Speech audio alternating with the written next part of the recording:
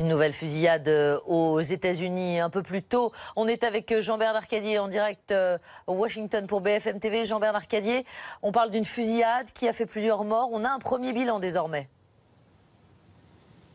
Premier bilan officiel qui est de 5 morts. Cette fusillade a fait 5 morts selon les autorités. 5 morts et plusieurs blessés, dont certains dans un état grave, disent les autorités qui ne donnent pas le nombre de blessés. Une fusillade qui est intervenue en début d'après-midi au siège d'un journal, un journal local de Annapolis. Annapolis est une petite ville historique à une petite heure à l'est de Washington. C'est la capitale de l'État du Maryland et c'est au siège de ce journal qu'un homme seul s'est présenté et a ouvert le feu sur plusieurs personnes.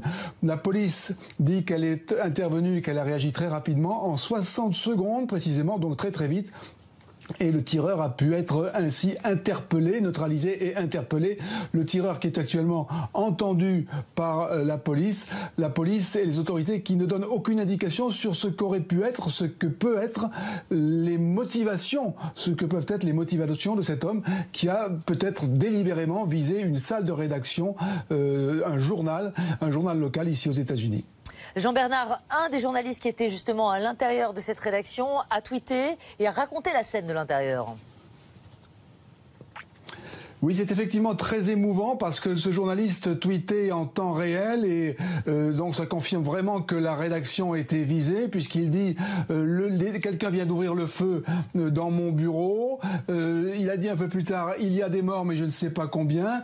Et il a eu aussi cette phrase qui était assez émouvante. Il dit, il n'y a rien de plus terrifiant que d'être caché sous son bureau, d'entendre le bruit d'un homme qui tire sur des collègues et puis d'entendre aussi le bruit de ce tireur qui recharge son arme.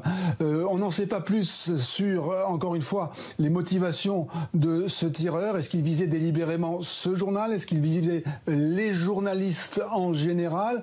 Les autorités de New York ont par exemple décidé de protéger désormais pour la journée et à toutes fins utiles les grandes rédactions new-yorkaises en se disant que s'il y a une attaque globale contre les journalistes aux États-Unis, peut-être il vaut mieux protéger les autres rédactions.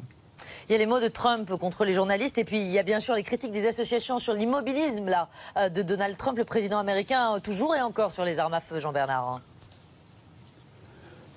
Effectivement, il est évidemment trop tôt pour savoir si ça a un lien avec la tension que Donald Trump délibérément a entretenue ces derniers mois avec la presse, les journalistes qu'il appelle les fake news, les journalistes menteurs. Et c'est vrai que quotidiennement sur Twitter et en meeting, il attaque les journalistes qu'il présente comme les ennemis du peuple américain. Il est évidemment trop tôt pour faire un lien entre cette fusillade et les propos présidentiels. Et quant aux armes, on se souvient de la fusillade qui avait eu lieu en février en Floride, dans un lycée, 17 morts. On pensait que tout allait changer. Donald Trump lui-même avait promis des mesures pour rendre plus difficile l'accès aux armes, des mesures qui avaient été finalement abandonnées sous la pression de la NRA, le lobby des armes.